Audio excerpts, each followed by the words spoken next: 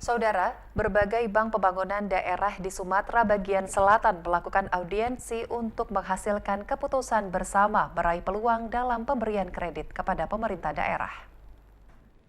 4 bank pembangunan daerah, Bank Sumsel Babel, Bank Bengkulu, Bank Lampung, serta Bank Jambi melakukan penjajakan untuk bekerja sama dalam pemberian kredit kepada pemerintah daerah.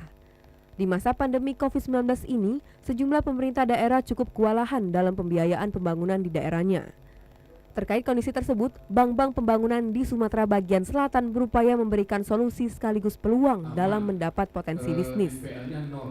Direktur Utama Bank Sumsel Babel Ahmad Syamsuddin menjelaskan, bank pembangunan daerah merupakan mitra strategis bagi pemerintah daerah dalam mengembangkan potensi daerah.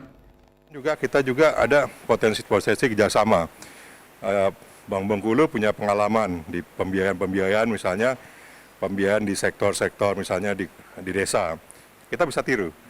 Kita juga mungkin juga ada di teknologi, kita ada ini, kita bisa sharing gitu kan.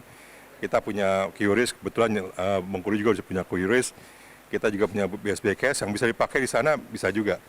Kita juga punya agen laku pandai yang versionnya sudah version 2, ya kita bisa gunakan juga. Jadi inilah sinergi antara kami BPD yang satu rumpun untuk kita bersama-sama untuk membangun daerah kita, terutama daerah Sumatera bagian selatan. Sementara itu, Direktur Utama Bank Bengkulu Agus Salim mengemukakan rencana sindikasi pemberian kredit ini baru sebatas melibatkan 4 bank pembangunan daerah di Sumatera bagian selatan. Alasannya tidak hanya menguntungkan pihak bank pembangunan daerah, tapi juga manfaatnya berimbas pada perekonomian dan keuangan di daerah. Saling sinergi.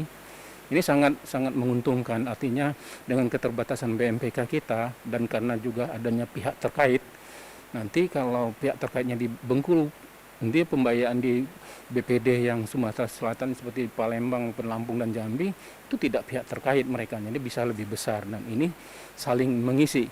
Nah, sehingga ini bisa menjadi peluang kami kepada pemerintah daerah, kalau mau pinjam itu nanti ya bisa ke BPD aja, karena kami bisa sinergi 4 BPD se-Sumbaksel ini.